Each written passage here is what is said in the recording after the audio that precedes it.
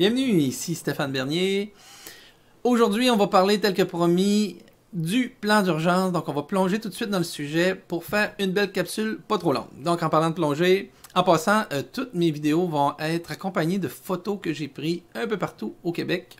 Donc, ici, on est dans le fjord de Tadoussac. Vous voyez au-dessus de mon épaule gauche, vous avez le traversier. Un des deux traversiers. Bref, trêve de présentation. Voilà. Alors, le site du gouvernement du Canada, vous y avez déjà accès par le lien qui se trouve dans la description de la vidéo. Et si vous avez écouté le premier épisode, la première émission, je vous ai présenté le site de Vivre et Explorer où vous pouvez télécharger les liens et les documents dont je vais parler aujourd'hui. Donc, le site du gouvernement du Canada, on voit que sur la page ici, vous avez tout de suite la possibilité de télécharger un PDF et c'est ce que je vous souhaite, je vous invite à faire. On va le regarder tout à l'heure, mais avant, regardons la page du site. Donc, on voit ici sur préparez-vous.gc.ca votre guide de préparation aux urgences. Étape 1, connaissez les risques. Préparez le plan. Avez-vous une trousse? Donc, évidemment, c'est un peu ce qu'on va faire aujourd'hui et dans la prochaine émission. Donc, 72 heures, être prêt pour 72 heures. On ne regardera pas tout de suite tout le site, parce qu'en fait, c'est exactement la copie du document PDF. Et évidemment, ça travaille peut-être un peu moins bien. Oui, vous pourriez l'utiliser, parce que c'est un peu le guide pour préparer votre plan d'urgence, mais ce n'est pas le plan d'urgence. Je vous le conseille de ne pas l'utiliser comme plan d'urgence, parce que c'est le guide. Donc, il y a énormément de textes qui expliquent comment faire, très utile, il faut le lire. Sauf que ça ne sera pas un document facile à utiliser. Ça va être stressant d'arriver avec un document plein de textes. Bon, c'est où, là? Je vais-tu juste regarder ce que j'ai écrit dans la note? Non. Avec un document réduit, simple, où on n'a plus besoin des textes de préparation, on va interagir, on va réagir beaucoup plus vite, puis on va avoir un document moins épais, on va gaspiller moins aussi, mais c'est tellement plus clair, moins stressant. Puis dans le guide de préparation, c'est pas nécessairement dans les étapes dont on aurait besoin, et c'est ce que vous allez voir dans le document que j'ai préparé et que je vous donne, là, que vous allez pouvoir télécharger. Donc, si on clique là-dessus, vous allez pouvoir le télécharger du site, ou si vous le téléchargez du mien, vous allez arriver au même document. La petite flèche vers le bas, ici en droite, vous pouvez le downloader, comme on dit, le télécharger sur votre ordinateur, ou on peut le consulter ici carrément directement dessus. Donc, en pesant sur les petits plus, on peut agrandir un petit peu. Donc, 72 heures, on a les liens, les 3 autres sujets importants qu'il faut développer. Vous allez voir que c'est un beau guide là, offert par la Majesté de la Reine du Canada. Waouh, on est chanceux, elle est très gentil de nous donner tout ça. Mais vous voyez que c'est des pages qu'on n'aurait pas besoin dans le plan d'urgence en tant que tel. Petite table des matières, mais davantage pour le plan. Identifier les risques, oui, c'est très important. Donc, c'est par ça qu'on va commencer. On va juste regarder tout à l'heure un petit peu. Évidemment, je ne peux pas faire ça à votre place, mais j'essaie plutôt de vous guider et de vous donner les raccourcis. Donc, préparer un plan d'urgence, c'est quoi? Vous voyez qu'il n'y a rien qu'on peut écrire. Là, on peut commencer, lieu de rassemblement. Ensuite, ce qui touche le travail, les enfants, les animaux, très important. C'est un gros volet que j'ai rajouté, que j'ai complété. Dans le fond, j'ai été chercher un des volets qui est sur le site, puis j'ai rajouté des éléments. Les médicaments, plan relatif aux risques particuliers, plan de sécurité du quartier. Donc, on peut aller plus loin, on peut interagir avec les gens proches de chez nous. Ça peut être intéressant d'arriver avec un ébauche de plan d'urgence à proposer à nos voisins qui vont pouvoir l'utiliser, le bonifier, voir que vous vous souciez d'eux. Donc, ça aide beaucoup à créer des liens qui seront très utiles si jamais vous avez vraiment, justement, ce genre d'urgence. Les numéros, donc tout ce qui s'appelle les coordonnées, le médecin, le système de sécurité de la maison. Vous voyez qu'il y a une panoplie de choses, qu'on prend une chose à la fois, qu'on n'a pas besoin de regarder dans l'ensemble, ensemble ici. J'aime mieux, on va regarder un petit peu plus l'autre document où comment on arrive à la solution, là, ce que je vous propose comme solution. Donc, pour tout de suite, ce que je vous suggère, c'est pour le site du gouvernement du Canada, ne pas utiliser directement le site pour faire votre plan d'urgence. Oui, peut-être si vous le consultez juste pour lire les questions puis vous remplissez à côté, mais tant qu'à ça, avoir le guide PDF est plus pratique. Le guide PDF, il ressemble à ça. Je vais vous le montrer. Alors, on va y revenir ici. Donc, le guide, je voulais vous le montrer à l'image, mais quand on l'a comme ça, il est quand même déjà très épais. Hein. Il fait déjà 3 mm. C'est sûr, je l'ai imprimé juste recto. J'ai fait une erreur d'impression. Au lieu de le réimprimer recto verso, j'ai gardé juste ma copie recto. Mais c'est quand même épais. Et là, on n'a pas rajouté les ajouts. On n'a pas mis les sections. Il y a certains documents qu'on va photocopier. Exemple, le passeport. Donc, on peut mettre une photocopie du passeport, une photocopie de nos cartes d'identité, cartes d'assurance maladie. On le garde de toute façon en lieu sûr, dans un sac, dans un coffret, ou bon, ça va faire partie de ce que je vais vous conseiller tout à l'heure. Mais le guide, pour le remplir et l'utiliser, je vous le suggère. Je vous le suggère pas ni sur le site, ni à partir du document d'accompagnement. Il aurait dû peut-être s'appeler comme ça, mais bon. Alors, si on va voir l'autre élément intéressant, c'est les risques. Là-dessus, on a peut-être un petit peu plus de choses. Je vais glisser rapidement vers le haut, là, je ne vais pas vous étourdir. Parce que dès qu'on nous suggère d'évaluer les risques, il y a quand même des liens cliquables dans le document PDF. Voilà, préparez-vous.ca. On peut cliquer dessus, français, et tadadam, connaissez vos risques. Donc, quand on clique sur connaissez vos risques, on arrive sur une page risques et urgences. Donc, que faire? Très intéressant, on a le avant, le durant, le après. Donc, c'est essentiel d'utiliser le avant pour préparer le plan. Le durant, on en a besoin aussi pour préparer le plan, mais c'est plus sur l'exécution de ce qu'on doit faire durant l'événement. Le avant, c'est tout ce qu'on doit préparer, le matériel, etc. Le durant, c'est qu'est-ce qu'on fait dans l'ordre, qu'est-ce qu'on doit faire comme geste, là, aller fermer l'eau, le gaz, des choses comme ça. Puis le après, il est bon à consulter, il est bon à lire, mais il n'est pas nécessairement à mettre dans le plan d'urgence. Il y a plusieurs données qui sont importantes à connaître, mais quand on est rendu à l'après, tout est redevenu un peu plus calme, puis on a le temps, on revient, là, on a le temps de faire nos recherches, nos démarches pour avancer. Durant la crise, on a revu quand même beaucoup de ces éléments-là. Mais bon, vous le lisez, il y aura peut-être des éléments que vous allez vouloir vous ramener dans votre plan d'urgence, dans ce qui s'appelle le après. Mais bon. Les risques, on a des risques de suggérer avalanche, chaleur accablante, il ne faut pas l'oublier celui-là, tornade, tempête, etc., jusqu'au tsunami, tandis qu'il y a d'autres urgences que je trouve très intéressantes. Puis vous avez aussi une section par province. Donc quand on clique sur le Québec, vous voyez les urgences et les risques qu'on nous suggère pour la région du Québec. Donc, inondation, onde de tempête, glissement de terrain, feu de friche et tremblement de terre. Donc, on peut s'influencer de ce qui nous suggère, de d'autres risques et de d'autres urgences et de d'autres idées. Vous voyez, l'invasion de domicile n'est pas nulle part là-dedans, je vous l'avais suggéré dans l'autre vidéo. Puis, vous les avez par province. Vous pouvez changer de province pour les consulter. Alors, allons en voir un qui, ensemble, devient intéressant, c'est les pannes d'électricité parce que tout le monde a ce risque-là, tout le monde le vit. Mais bon, heureusement, généralement, ce n'est pas très long. Donc, panne de courant, il y a une belle description, etc. Qu'est-ce qu'on doit faire pendant, avant, nanana. Mais vous retrouverez les liens du avant-durant. On va dans le avant, bon, là, on nous fait penser aux moyens de chauffage alternatifs, à la sécurité par rapport au combustible, là, à tout ce qu'on pourrait brûler, qui dégagerait des gaz toxiques dans la maison qui nous feraient mourir, finalement. Donc, il est question des préventions et de ce qui touche les humains qui ont des besoins particuliers. Évidemment, ça peut aller plus loin que ce qui est écrit, mais ça nous donne une tabarouette de belles bases. Durant la panne, donc les gestes, quoi faire, pourquoi on ne doit pas nécessairement fermer le gaz lorsqu'on a une alimentation en gaz. Conseil de sécurité, utiliser une génératrice. Donc vous voyez qu'il y a tout ce qu'il faut, mais c'est des textes longs. C'est vraiment plus pour avoir l'information, réfléchir à tous les éléments, mais dans le plan d'urgence, on ne peut pas tout marquer ça. On va juste aller marquer les éléments, les résumés, les mots-clés, les gestes, les actions ou le matériel que ça nous prend. Hein? Donc, voici un exemple. Et puis, bon, le avant et durant que je voulais qu'on voit ensemble. Donc, si je tasse la belle image de notre site. Donc, juste à gauche, on voit, je voulais souligner les éléments importants.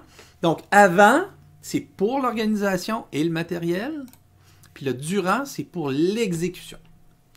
Donc, c'est là qu'on va chercher notre inspiration et l'aide qui nous est offerte ici par le gouvernement. Identifier les points communs des différents risques. Priorité. Donc, lorsque vous sortez tous vos risques, non seulement vous réfléchissez, vous imaginez, sortez les points communs des risques que vous avez dans votre zone, dans votre territoire, puis ça va vous aider à prioriser vos interventions. Donc, tous les points communs sont des éléments qui sont dans plusieurs risques. Donc, ils ont besoin d'être préparés plus prioritairement, hein, c'est logique. Donc, ils ont plus de chances d'être nécessaires parce qu'ils sont présents dans plus de risques et d'événements. Vous me suivez? Donc, on priorise les risques par celui qui est le plus possible d'arriver chez vous, pas nécessairement à court terme, mais automatiquement, c'est un peu ça que ça veut dire. Donc, celui qui est le plus à risque d'arriver maintenant, c'est le plus important. Puis ensuite, c'est les points communs entre chacun qui vont être les interventions, les choix, les matériels et ce que vous pourriez noter comme geste ou activité ou précaution à prendre. Faire le plan en tenant compte de tous les risques potentiels par priorité. C'est ce que je viens de dire. En considérer plus que les suggestions du site. Hein? Si on se limite juste à ça, on peut passer à côté de certains événements qui sont vraiment à risque d'arriver chez vous. Ensuite, votre plan d'urgence. Si on revient, attendez un petit peu, je vais voir si c'est pertinent. Ça, c'est la panne. Donc, allons-y, tiens. Si vous cliquez sur Vivre et Explorer, vous allez tomber sur une vidéo là, de la chute Neigette, pas très loin de Rimouski. Vous voyez d'ailleurs plusieurs photos que vous allez voir dans les vidéos. Vous allez les retrouver sur mon site aussi. Donc ici, j'étais en haut du mont Albert, dans le parc de la Gaspésie. Et dans les outils, vous voyez que c'est pas tellement loin, vous y avez accès même de votre téléphone. Vous pouvez cliquer pour télécharger le guide d'urgence du Canada. Vous avez le lien. Donc, si vous ne vous souvenez plus c'est où sur le site du gouvernement, vivez et explorez, puis vous allez le retrouver. Puis, je vous donne les deux versions possibles de mon document de préparation du plan d'urgence. Un en PDF. Si vous voulez juste écrire à la main, l'imprimer une fois, vous referez des copies après. Même chose, si vous préférez avoir le document en Word, avec le document en Word, vous pouvez non seulement décider de l'imprimer une fois adapté à votre goût pour l'écrire à la main, ou carrément tout taper dedans. Donc, vous n'auriez plus de lignes. Vous pourriez enlever tout ce qui ne vous concerne pas. Puis, vous allez avoir un document encore un peu plus mince. En cas d'urgence, tout est dedans, concis, et ça fonctionne bien. Donc, vous pouvez cliquer autant sur l'image que sur le petit bouton. Et vous allez l'enregistrer quelque part. Voilà, moi je vais l'ouvrir ici, puis je vais juste vous le présenter en partage ici. Je vais l'intégrer dans l'image, tout simplement comme ça. Alors, mon plan d'urgence, pour en sortir gagnant. Donc, sur le plan d'urgence, vous voyez, comme j'ai copié le contenu du site comme élément de base, là, avant de faire les déplacements puis le ménage, si on veut, vous allez retrouver les liens cliquables encore du site, des risques, puis de la trousse qu'on va avoir besoin aussi la prochaine fois. Donc, connaissez vos risques, vous avez les liens, puis vous pouvez classer vos 4 premiers risques ici. Vous pourriez à la limite résumer en mettre 8 ou 10, là, vous avez quand même quelques lignes. Puis dans les pages qui suivent, ici j'ai juste un petit Enter à faire, vous avez en cas d'urgence les actions spécifiques, donc le risque 1, le risque 2. Donc, quelles sont les actions spécifiques pour chacun de ces cas-là d'urgence, situations d'urgence et de risque que vous pouvez renommer ou complètement fonctionner avec les numéros de référence. Donc, des lignes pour l'écrire. Si vous le tapez, vous sélectionnez tout simplement toutes les lignes, puis vous tapez. Donc, ça va faire disparaître. Vous allez écrire ce que vous avez besoin. Puis, si ce n'est pas long, vous allez gagner du temps. Là. Ça raccourcit automatiquement votre document. Quand même assez simple. Bon. Donc, dans chaque cas, quels sont les gestes à faire? Ensuite, où est-ce qu'on trouve? Si vous avez le 911, si vous ne l'avez pas, vous allez venir l'enlever. Donc, c'est un avantage d'utiliser ce document-là. Donc, les emplacements où vous allez trouver votre trousse d'urgence. C'est à quoi que vous en souvenez plus? Vous avez fait une trousse. Vous avez votre plan, vous savez plus où est la trousse. Bon, vous pouvez toujours le noter ici, ou c'est peut-être pour quelqu'un de la famille là, qui n'écoutait pas comme vous l'avez expliqué. Numéro de police. Quoi faire avec les enfants? Qui est le responsable à l'école? Qui vous avez donné l'autorisation d'aller chercher vos enfants à l'école? Quelle est leur procédure? Un petit résumé. C'est qui la personne contact là-bas? Puis comment est-ce qu'ils décident de libérer une personne, un enfant lorsque quelqu'un vient le chercher? Autre coordonnée importante que vous pourriez avoir besoin tout de suite pour appeler, exemple, une personne ressource, soit votre personne ressource qui est à l'extérieur de la ville, qu'on va parler aussi, le contact local, des amis, des voisins, des fois ça peut être très utile, hein, tout de suite juste à côté. Médecin de famille, agent de la compagnie d'assurance, système de sécurité de la maison, donc un numéro de compagnie, le code de l'entrée peut-être, au moins le numéro de la compagnie. Et ensuite, qu'est-ce qu'on fait si on reçoit un ordre d'évacuation ou qu'on juge que c'est le temps de sacrer son camp? Donc, les différentes étapes. Donc, couper l'eau, couper l'électricité, etc. Si on le fait. C'est un aide-mémoire, mais vous voyez qu'il n'y a pas de texte long. Puis, vous allez sûrement enlever parce que ça ne vous concernera pas. Vous n'avez pas d'animaux, vous enlevez la section. Vous n'avez pas d'enfants, vous pouvez enlever la section. Vous n'avez pas de personnes malades ou qui a besoin d'assistance physique là, pour aider à évacuer. C'est des éléments que vous pouvez enlever de votre copie. Gardez-vous toujours un original. Au pire, vous reviendrez le télécharger sur mon site si vous le perdez. Lieu de rassemblement. 1 et 2, un plus proche, un petit peu plus loin, et de votre résidence principale. Et comment évacuer notre quartier? Quelle est la route la plus sécuritaire en fonction de l'embouteillage là, qui peut se produire, d'un pont, d'une voie ferrée, d'une autoroute? Donc, tout ça est important à considérer. Je vais revenir en haut sur la personne ressource. Donc, la personne ressource à l'extérieur, c'est parce qu'il est fortement recommandé d'avoir une personne qui n'est pas dans le territoire qui pourrait être à risque en même temps que vous. Donc, si vous avez un risque d'inondation, ben, peu importe les risques, vous êtes mieux d'avoir quelqu'un qui est en dehors de tous vos risques à vous. Donc, le mieux, c'est d'avoir quelqu'un qui n'est pas dans votre municipalité, au moins une municipalité un petit peu plus loin, sinon, beaucoup plus loin, c'est pas grave. C'est une personne qui va servir de lien téléphonique ou par courriel pour échanger l'information puis se retrouver. Donc, comment est-ce qu'on fait pour se retrouver quand un des membres de la famille n'a pas de téléphone, a oublié, l'a perdu, est blessé ou quelque chose comme ça? Donc, si on n'arrive pas à se rejoindre entre nous, au moins tout le monde connaît la personne ressource et peut s'y référer et dire « Hey, j'arrive pas à rejoindre Nathalie, mais je suis en sécurité, je suis à telle place. » Quand elle va t'appeler, tu pourrais y dire. T'sais? C'est toujours bon, ça prend une ressource externe, un reliant, là, un poteau quelque part qu'on sait qu'il ne bougera pas ou qui va être accessible, qui va être dans une zone plus sécuritaire que la nôtre. C'est sûr qu'il y a des cas de crise où tout le monde pourrait être en danger, mais ça, c'est une autre histoire. On fait quand même le maximum de ce qui est quand même faisable. On continue. Donc, personne ressource très important. Trouvez toutes ces informations-là. Ensuite, si on évacue, ben, destination potentielle 1, potentielle 2. Si un chalet familial, c'est pas trop compliqué. Si vous avez déjà, si vous avez une résidence secondaire à vous, comme ça peut être une résidence familiale des grands-parents, si on veut. Donc, si vous n'en avez pas, vous allez où? Vous allez déjà avoir une petite idée, vous êtes capable de réfléchir, bon, ça va être chez tel ami qui n'est pas trop loin, mais qui n'est pas dans la même zone à risque. Quel serait le deuxième endroit potentiel où on pourrait aller? Donc, si tout le monde connaît ces lieux-là, tout le monde a plus de chances de se retrouver plutôt que de chercher partout, n'importe quand, n'importe quelle heure, n'importe comment. Donc, on a des personnes ressources, on a des lieux de rassemblement ressources. Si le premier n'est pas possible, on en a un deuxième. Puis, si on doit évacuer, on connaît déjà notre chemin. Puis, on a des destinations différentes, très éloignées. Avoir au moins un plan A, un plan B.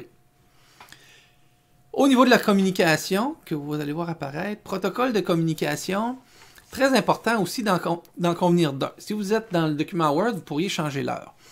Ce qui est suggéré, c'est d'avoir une heure dans le milieu de la journée à peu près, à la même heure où tout le monde qui ne se sont pas rejoints, c'est au moins un rendez-vous dans le temps qui permet de dire que autour de cette heure-là, tout le monde essaie d'être proche d'un moyen de communication. Soit le téléphone, soit un ordinateur, ou de l'avoir son téléphone près de soi. Et si on sait que d'une façon ou d'une autre, on n'est pas capable d'être rejoint là où on est, ben c'est nous qui pouvons appeler notre personne ressource à midi ou une des personnes qu'on a réussi à rejoindre là, avec laquelle ça fonctionne bien.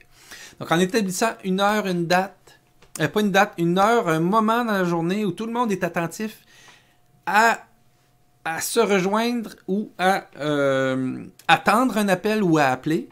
Puis dans ce protocole de communication-là, ben, vaut mieux préciser peut-être un ordre de priorité. Genre, c'est toujours les parents qui rappellent les enfants, les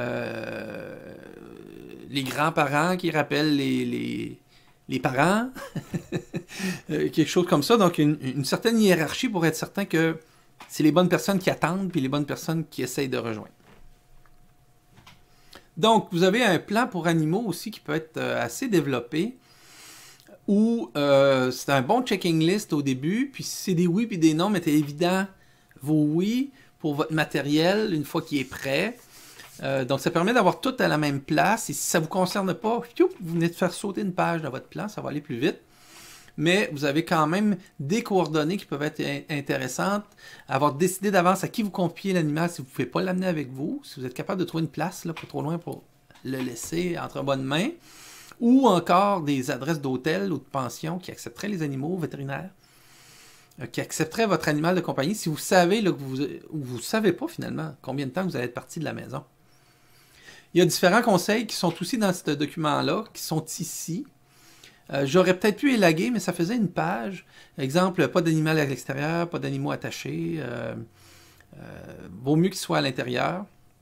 Puis il y a des conseils super pertinents comme de vous préparer une petite affiche d'avance pour pouvoir laisser à la porte en quittant, vous êtes parti à telle place. Donc, il vous reste juste à marquer à quel endroit vous êtes allé, là, juste un mot.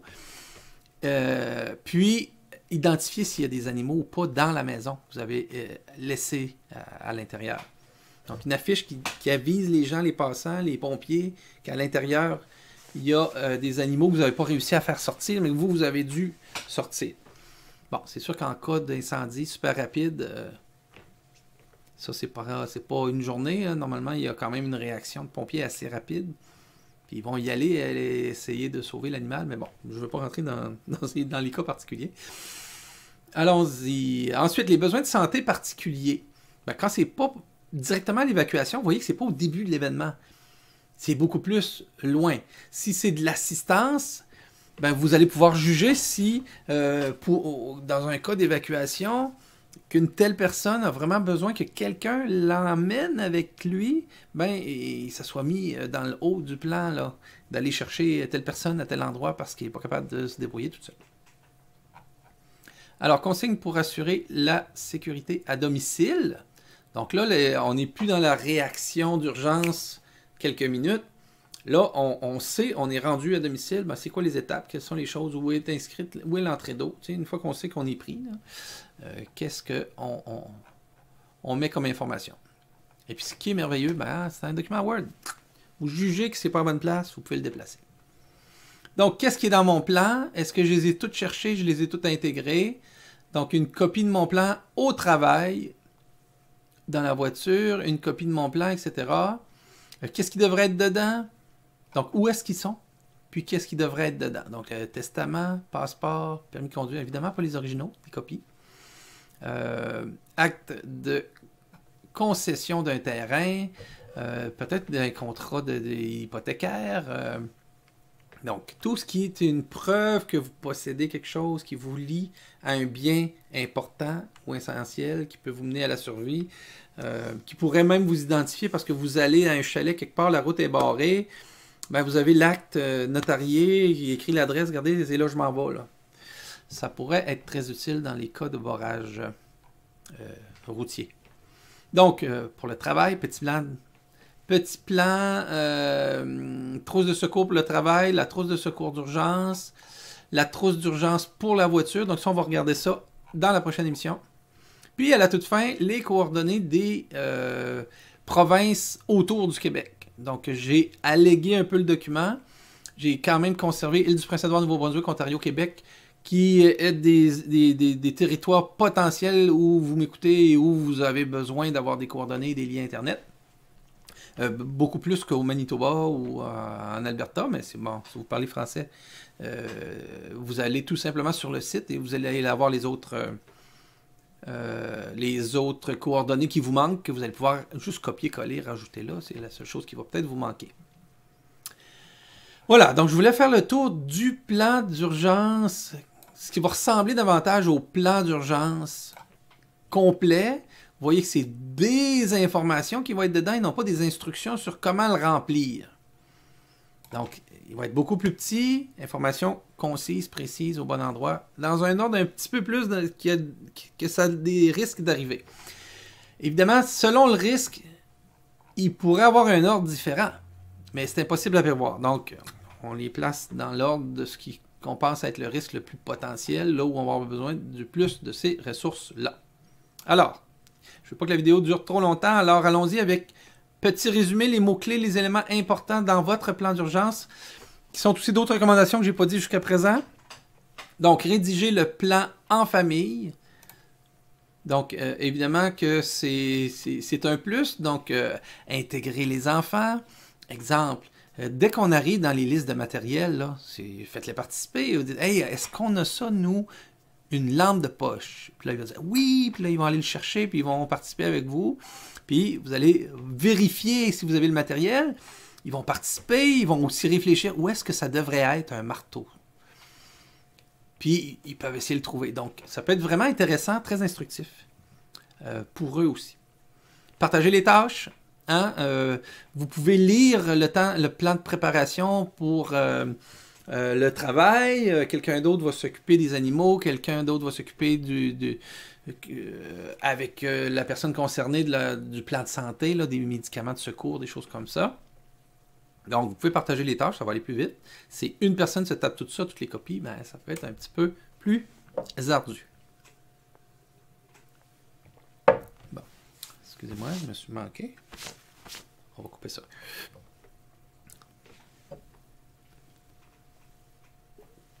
Un petit peu plus ardu. Alors, on continue. Rappelez-vous que c'est le citoyen qui est l'unique responsable de sa situation dans la première heure. Donc, n'attendez pas de secours dans les 15 premières minutes. Il y a peut-être les incendies, là, mais autrement dit, dans les grosses catastrophes, là, les inondations, puis tout ça, il faut que vous soyez autonome au début. Et il n'y a personne qui vous prend en charge dès que ça arrive. Là. Hein? Le glissement de terrain se passe là. Les 15 premières minutes, là, il n'y aura personne. Là. Donc, il faut que vous soyez prêts. Au minimum 3 jours. Hein? Dans le guide, on parle de 72 heures. Je trouve ça tellement plus simple de penser à 3 jours. 3 jours, c'est 9 repas par personne. Donc, ça s'additionne plus facilement de voir c'est quoi la quantité d'aliments que ça prend au minimum 3 jours par personne. 3 repas. Bon, on parle de 3 repas. Ça pourrait être 2, on est en cas d'urgence, mais c'est plus d'avoir une idée du volume d'alimentation, d'aliments que ça nous prend. Donc, être autonome 3 jours en argent, en eau, en nourriture, en chaleur. Donc, votre plan d'urgence simplifié. Ça veut dire la préparation. Utilisez le guide uniquement à cette fin. Donc, le guide que vous téléchargez d'origine du gouvernement, je vous dis, c'est pour le préparer et non pas écrire dedans puis que ça devienne le plan d'urgence. Trop long, trop compliqué, pas dans le bon ordre, il manque trop de choses. Inscrire les informations dans le document de Vivre et Explorer Word ou PDF. Donc, vous écrivez vos informations directement dedans à la main ou en le tapant sur l'ordi. Tout remplir ce que vous savez déjà. Ça va vite. Vous faites une premier survol. Passez par-dessus tout. Ah, ça, je le sais. Ah, ça, on l'a. Ça, j'ai déjà le nom. Vous décidez en passant sur qui est notre référent externe. Il y a des choses qui peuvent se décider en avançant comme ça, en discutant. Et il y a des choses que, ben là, il y aura des vides, vaut mieux signaler, souligner, encercler, écrire oui, écrire non. Puis, ensuite, on va avoir identifié automatiquement en avançant dans le guide le matériel qui nous manque. Donc, tout ce qu'on n'a pas qui est indispensable, exemple dans la trousse, bien, en remplissant le guide, en remplissant notre plan d'urgence, en le faisant au début, on encercle tout ce qui nous manque, puis on se le procure assez rapidement si possible. Mais si vous êtes d'avance, comme on a vu tantôt, c'est un avantage, vous avez le temps de vous tourner de bord s'il vous manque beaucoup de choses. 3 copies de documents et la recherche d'informations manquantes. Donc, vous pouvez faire 3 copies minimum de votre document réel. Vous allez voir un petit peu pourquoi tantôt. Et la recherche d'informations manquantes. Donc, il pourrait y avoir de l'information qui sont...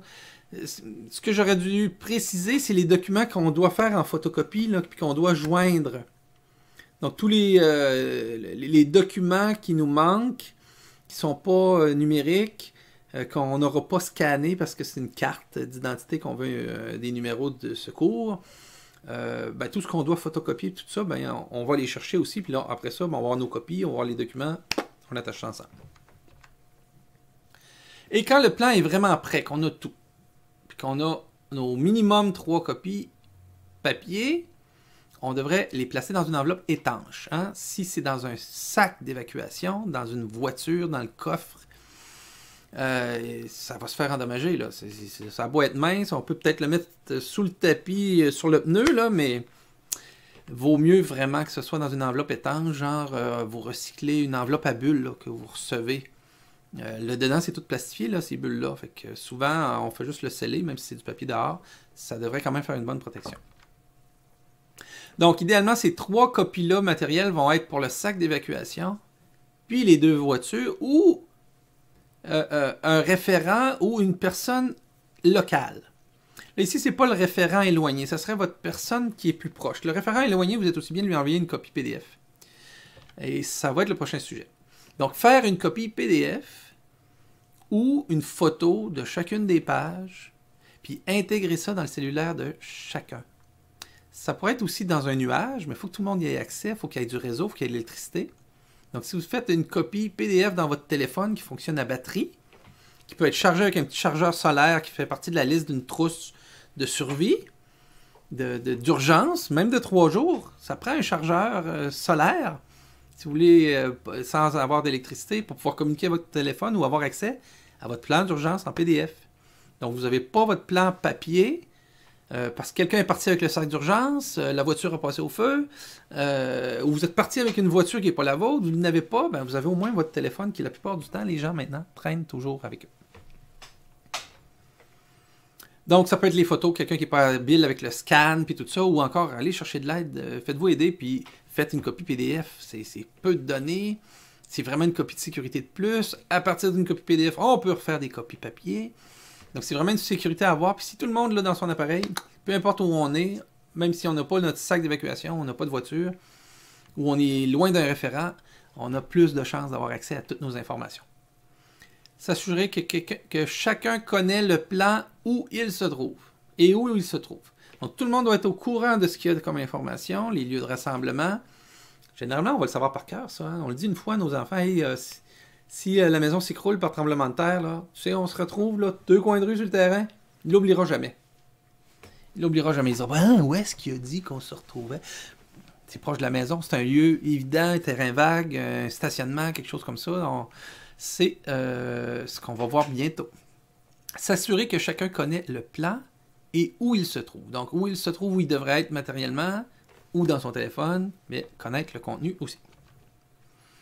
Puis, inscrire à votre agenda la date de révision. Parce que oui, c'est fortement recommandé de chaque année, au moins jeter un petit coup d'œil. Est-ce tout encore bon? Hey, non, on a reçu une nouvelle carte, numéro changé. Ah, changer de police d'assurance, changeons le numéro. S'il y a une réserve d'eau quelque part, c'est peut-être pas ce qui est le mieux. Hein? Le mieux, c'est d'avoir un filtre. Il fait question partout là, d'avoir une réserve d'eau de 3 jours, 2 ou 3 litres d'eau par personne par jour. Mais de l'eau, ça stagne, ça devient plus bon. On ne peut pas remplir le frigo d'eau juste parce qu'on veut en avoir tous les 3 jours. Donc, oui, ça peut se faire. Oui, on peut avoir des pastilles qui vont venir purifier l'eau, mais conserver de l'eau dans un contenant 1 an, bon, faut-tu la stériliser? Ça peut être compliqué, mais avoir un filtre, puis il y en a de toutes sortes des filtres, ça aussi, je vais vous en montrer quelques-uns. On peut avoir le filtre portatif, puis un filtre plus gros de maison, puis avec ça, bien, on n'a pas besoin de se faire une aussi grosse réserve. C'est bien d'en avoir une, c'est bien que dès qu'on apprend qu'il y a quelque chose d'urgence, de remplir des contenants d'eau, avant que l'eau devienne moins bonne, par exemple, une grosse zone du quartier qui brûle ou quelque chose comme ça, ben, c'est un bon réflexe à avoir et ça devrait être marqué ça dans votre plan d'urgence.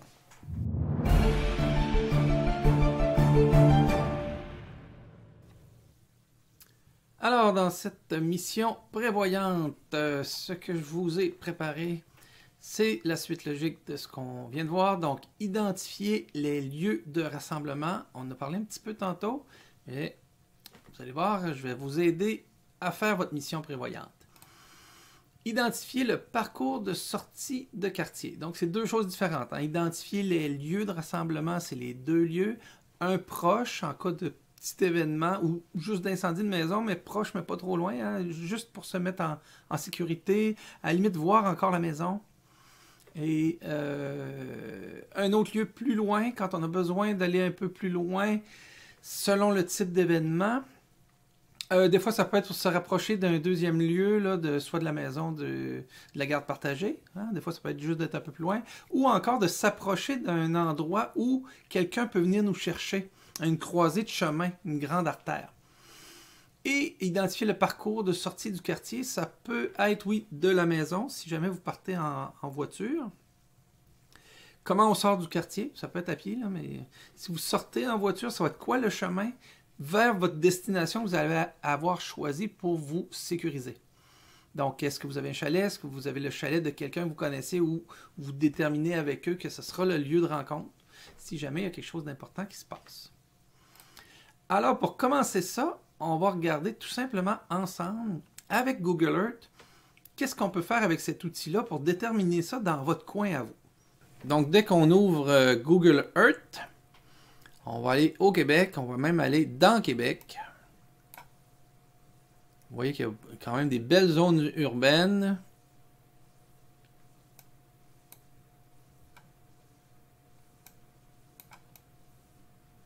Tiens. Ici, on est dans un quartier qui est presque enclavé. J'essaie juste de voir si... Ben, je vais l'improviser avec vous. Bon, disons qu'on est... Tiens, il y a une belle piscine ici, là. Alors, ce qui est bien avec Google Earth, c'est que dans les grandes villes, on a accès à le voir en 3D. Vous voyez, je clique sur la souris et je déplace... je clique sur la roulette puis je déplace la souris. Vous êtes probablement déjà habitué à Google Earth. Alors, Google Earth, si ma maison c'est celle-là, je dois identifier un lieu de rassemblement proche de la maison. Si c'est juste un incident local chez moi, tiens, vous voyez dans sa cour, là, son cabanon s'est écroulé. Il faut s'éloigner. Au secours, il faut quitter et se rassembler plus loin que la maison. Donc, qu'est-ce qui se passe dans ce quartier-là? Ah, tiens, il y a un parc pas loin, avec des terrains de tennis. Est-ce que c'est une grosse artère? Si on regarde, vous voyez qu'ici, il n'y a pas de circulation, ici, c'est un bouchon, puis ici aussi. Ah bien, c'est une bonne nouvelle. Donc, si je réside ici, puis je m'en viens dans la rue comme ça, je peux venir dans le parc facilement. Je n'ai qu'une rue à traverser, ou deux rues, mais c'est quand même des rues peu achalandées. Donc, comme lieu de rassemblement proche en cas d'urgence qui nous concerne plus juste nous, quoi que ça s'appelle le lieu de rassemblement, c'est toujours le lieu de rassemblement de toute façon, le plus proche, si accessible, s'il n'y a pas de danger à y être. Hein? Sinon, on va à l'autre qui est un petit peu plus loin. On voit ici, on fait juste traverser la rue une fois. Donc, on pourrait même... tiens, on est ici dans la rue. Puis, de cette rue-là, on avance, on traverse sur le coin, on est rendu au parc. C'est toujours plus simple par en haut. On pourrait dire, tiens, on se rejoint sur le terrain ici. C'est le terrain de volleyball de plage. Donc, vous voyez, c'est pas loin. C'est dégagé, il n'y a pas de fil électrique, on n'est pas collé sur une autre maison. Si le feu prend, on peut se dire, regarde, c'est dans le parc ici.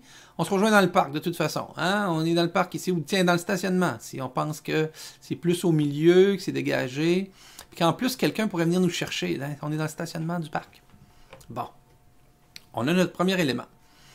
Si on doit s'éloigner un peu plus loin, Bon, si on doit s'éloigner un peu plus loin, on voit que le quartier est quand même cloisonné par une rivière, par en bas une autoroute, et notre maison, donc, est ici, là, en haut, là. C'est bien ça. Donc, on voit que si on prend un parcours par ici, ce qu'on est capable d'évacuer rapidement, bon, on voit qu'il y a quand même un petit détour à faire. Tourner à droite, tourner à gauche, retourner à gauche, c'est pas simple. Donc, le lieu de rassemblement sur le bord de l'autoroute, c'est peut-être pas la meilleure place. Il y a un lieu de rassemblement plus éloigné qui est proche d'une grande artère, mais on pourrait juste aller plus loin, je crois, dans le parc. Si ça, c'est le premier lieu de rassemblement proche, moi, je pense que je choisirais de marcher, de rester du côté droit de la rue, puis de dire, les enfants, on se rejoint au commerce sur le coin de la rue qui est plus loin, puis qui est proche d'une rue passante, mais on ne le traverse pas. On est dans le stationnement qui est pas loin ici de la maison, juste à 2 pâtés de maison.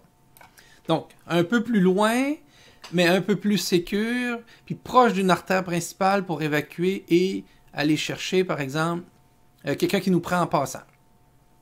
Ben, cette route-là, c'est intéressant parce que c'est déjà un boulevard. Donc, ça pourrait en même temps être notre chemin d'évacuation. Donc, en se prenant notre route ici, on se rend au stop, on tourne à droite, virage à droite facile, et c'est une artère qui se rend quand même assez loin. Oui, il y a des embranchements, puis il peut probablement nous conduire jusqu'à un chalet dans le nord, par exemple. Donc, toujours bien intéressant d'identifier ces sources-là. Je vais réussir à retrouver le quartier. Donc, on a une voie d'évacuation vers le nord, on pourrait avoir une voie d'évacuation vers le sud. On a même la voie rapide en tournant à gauche pour prendre l'autoroute. Donc, vous voyez, avec 5 minutes avec vous, là, avec Google Earth, on peut non seulement s'amuser, découvrir le quartier, voir où sont les parcs, les lieux de rassemblement dégagés, la plus proche de la maison. Deuxième lieu, évacuation du quartier par le nord ou l'ouest ou selon la direction qu'on doit prendre. Voilà. Alors, je pense que c'est un beau petit plus. Bel outil. Vous pouvez même faire une capture d'écran de votre quartier puis pouvoir dessiner, faire encercler, indiquer des chemins, puis le mettre en version papier dans votre document. Puis ce sera automatiquement une version PDF qui sera dans votre document virtuel de plan d'urgence. Alors, continuons avec ma petite conclusion. Le plan d'évacuation. Vous voyez, c'est pas le plan d'urgence. Là, c'est juste sortir de la maison en cas de feu, par exemple, ou tremblement de terre. Donc, le plan d'évacuation, je vous le mettrai aussi dans la liste de missions pour faire notre plan d'urgence. Évidemment, dans le plan d'urgence, je crois pas que ce soit un gros avantage d'intégrer une de ces copies-là dans le plan d'urgence, parce qu'on va soit avoir quitté, ou si on est confiné chez nous, ou qu'on se protège à l'intérieur de chez nous. Le plan d'évacuation, il va être utile, mais il n'y a pas besoin d'être dans le guide. Il pourrait être, ou normalement il devrait être, dans l'intérieur d'une porte d'armoire, l'intérieur de la porte de garde-robe, de la chambre, derrière la porte de la chambre, peut-être de l'enfant. On peut peut-être le faire participer, faire dessiner même son plan d'urgence. Parce que de toute façon, ça aussi, c'est un élément important. Il faut pouvoir réagir. On se réveille, il y a le feu, on sort par où, comment, etc. Mais c'est pas autant d'avoir un plan que de savoir par où passer. Donc, le plan d'évacuation, c'est plus de regarder ensemble c'est quoi nos choix, nos destinations, nos évacuations. Si on met sur papier, c'est pas mauvais, on peut le partager facilement avec quelqu'un, mais c'est au moins de l'avoir prévu. Comment est-ce qu'on sort de la maison quand c'est de la maison qu'il faut sortir rapidement, et qu'après ça, on est en sécurité, par exemple. Compléter le plan d'urgence, évidemment. Bon, je le voyais, je l'ai mis en dernier. Je l'avais dit tantôt, là, mais c'est les 4 éléments. Ça nous prend les lieux pour pouvoir le compléter. Puis je trouvais ça pertinent de regarder avec vous sur Google Earth comment faire. C'est gratuit, vous écrivez Google Earth, puis vous pouvez le regarder en ligne sans même télécharger l'application. Moi, je l'ai regardé sur Chrome avec vous. Alors, c'est le temps de parler de la prochaine émission. Donc, on va clore le sujet avec la trousse d'évacuation. Ben, je dis clore le sujet. En fait, on va clore un gros morceau. Vous allez en savoir assez pour compléter trousse d'évacuation, trousse de secours qui va être dans la voiture, pour qu'on passe au sujet suivant. Là, on va commencer à aborder les grands sujets qui ont besoin de plus de préparation, qui ont besoin de plus de quantité, puis qui sont essentiels point de vue ressources. Donc, on va commencer à parler d'alimentation, ensuite filtration d'eau, puis on va aborder les sujets d'énergie. Donc, je vais essayer d'aborder chacun des gros sujets dans lesquels on doit commencer à avancer rapidement, sans aller en profondeur dans tout. Puis ensuite, on va aller voir différents sujets. Je vais me fier aussi aux commentaires que vous allez laisser sous les vidéos pour savoir vers quoi vous voulez aller, quels sont vos plus grands intérêts. Puis là, je pourrais ensuite aller chercher différents invités, différentes ressources que j'espère bien recevoir comme ça en entrevue. Donc, ce ne sera pas moi devant des textes et des photos ou Google Earth tout le temps. Donc, il fallait commencer par quelque chose. Je vais avoir des entrevues, je vais avoir des objets, des trucs, des choses à vous montrer. Je vais aller chercher des experts et puis on va avancer cet automne assurément assez pour que vous commenciez à avoir quelque chose d'intéressant là, 2020. Alors, autre chose que j'ai fait tout dernièrement, pour vous qui n'est pas inscrit ici, donc oui, il y a la chaîne YouTube de Vie Explorer, mais qui inclut aussi d'autres vidéos que je fais là, de loisirs, d'exploration de plein air avec Fiston. Mais j'ai donc créé une page Facebook de Vie et Survie. Donc, on pourra aussi s'y référer pour communiquer entre nous ou que je puisse vous faire des annonces en lien avec le sujet, pour se faire comme une petite communauté à ce niveau-là. J'ai décidé aussi d'offrir en octobre une conférence que j'ai faite en 2018 sur l'éco-construction. Donc, si ça vous intéresse, si vous voulez avoir une idée, une base de en quoi l'éco-construction va aller greffer des autonomies et de l'indépendance de la sécurité, mais aussi de la santé, économie d'énergie, donc plus de facilité de devenir autonome au niveau énergétique, ben, c'est les maisons écologiques qui peuvent vous donner ça.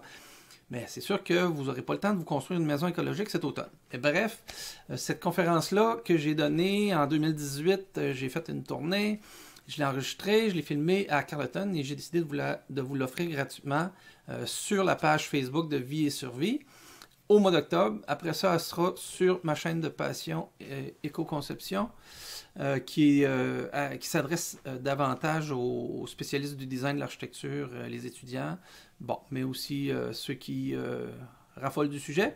Mais c'est vraiment plus pour la conception, cette page-là. Mais Initiation à l'éco-construction, je vous l'offre à tout le monde sur la page aussi de Vie et Survie.